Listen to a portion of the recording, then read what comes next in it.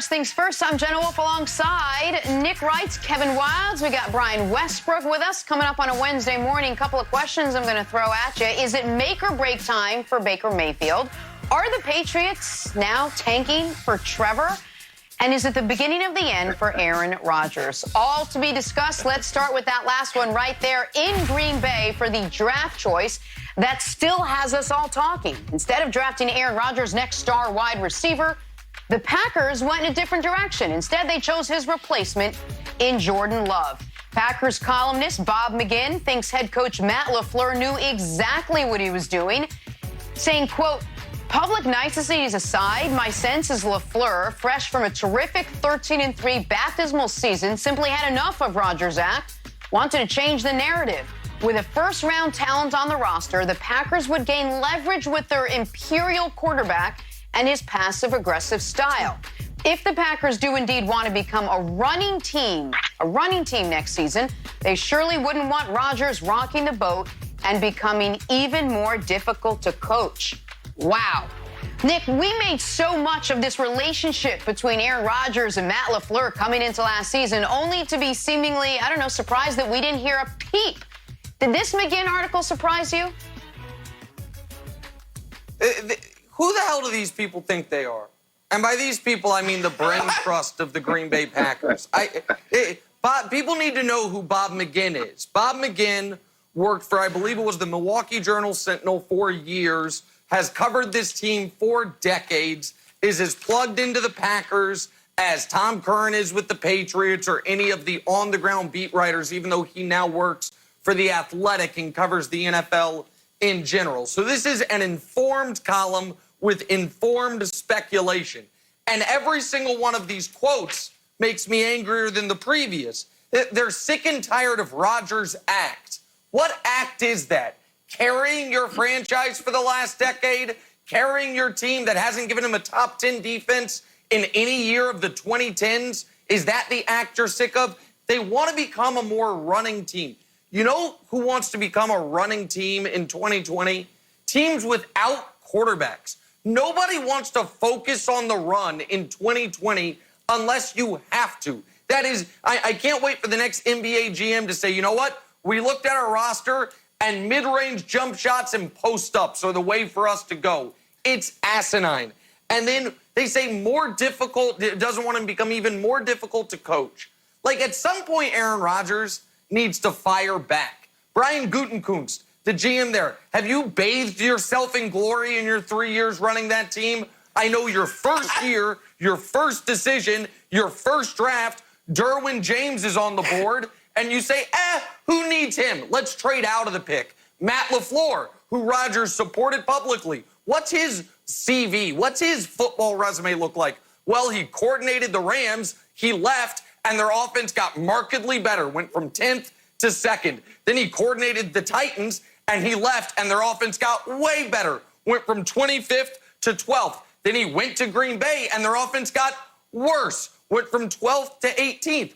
Who do these people think they are to act like Aaron Rodgers is their problem rather than their solution to all of their problems? And so they are waging a not-so-silent war against the best player in the history of their franchise, and I'm angry on his behalf, Kevin Wilds.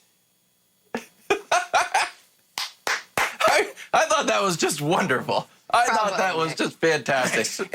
And a great way for America to wake up, especially if you're living in Wisconsin. So, Jenna, I had a different take on it.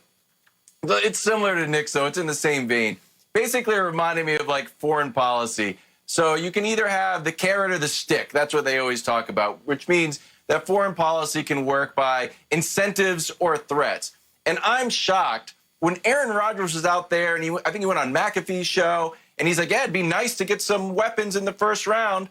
That would be the incentive to change Aaron Rodgers' behavior or attitude or whatever you're claiming in this column.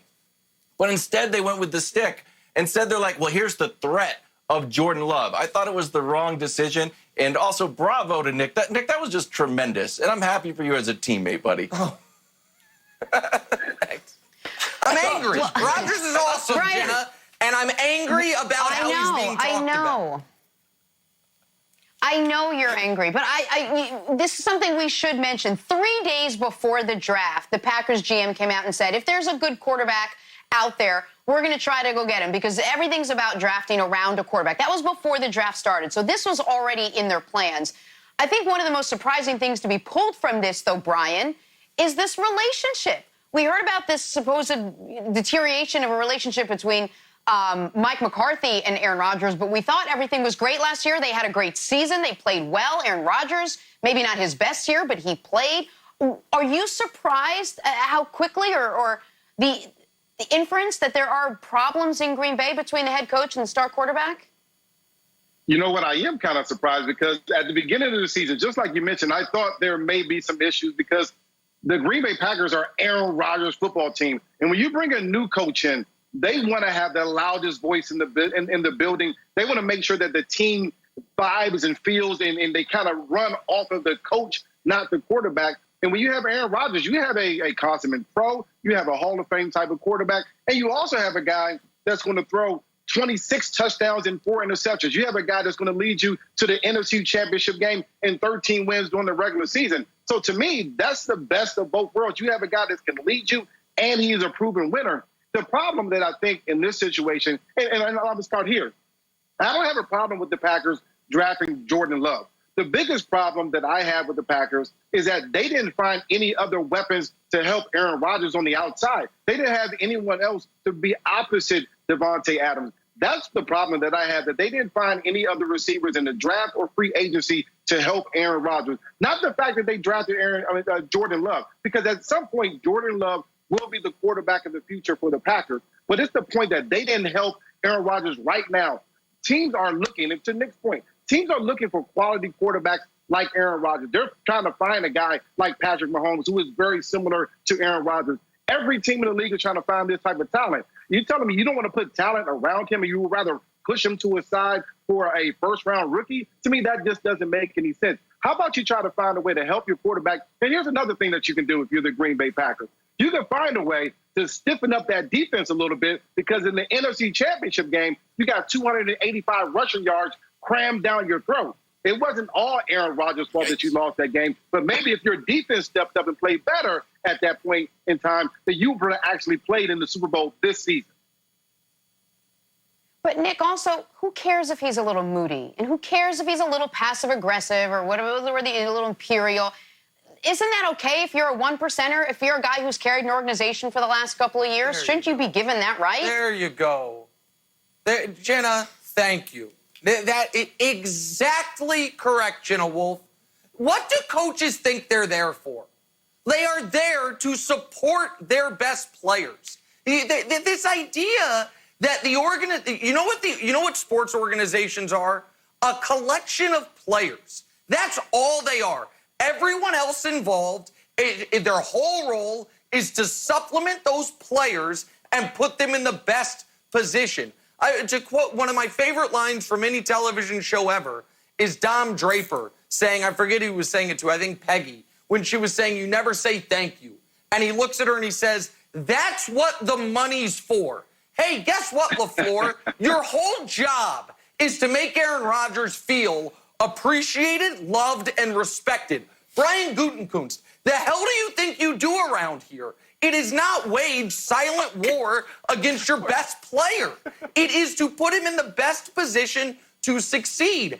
And Kevin, I think Brian's point about 285 rushing yards is a great one, or the fact that Rodgers was sacked, I think, 11 times, sacked or fumbled 11 times in the 2 games against the Niners, if I have those numbers right. It's not just that they didn't draft a receiver. It's that they had, by regular season and postseason success, the second best year they've had in his entire career. And with their most valuable asset, Wilds, they took someone who they hope will play 0 snaps. Even if it's not a wide receiver, take a D tackle, take a corner, take the kid from the D2 school the Patriots took. I don't care. Take someone who might get on the field for you instead of a guy who's, because you're trying to send a message to Rodgers. It doesn't make sense to me, Wilds.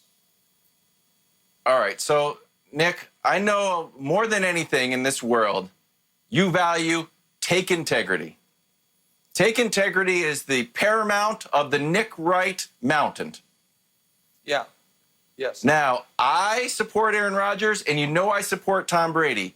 But Dusty, our researcher, is much more cold and calculating than I am. And I said, Dusty, is there any devil's advocate type thing that justifies maybe Aaron Rodgers is on the decline? And Dusty, not me, Dusty, our researcher, gave us this graphic, and I wanted to put it up to you because I know you value take integrity, and you've been killing my guy Tom Brady. But there is some like, oh boy.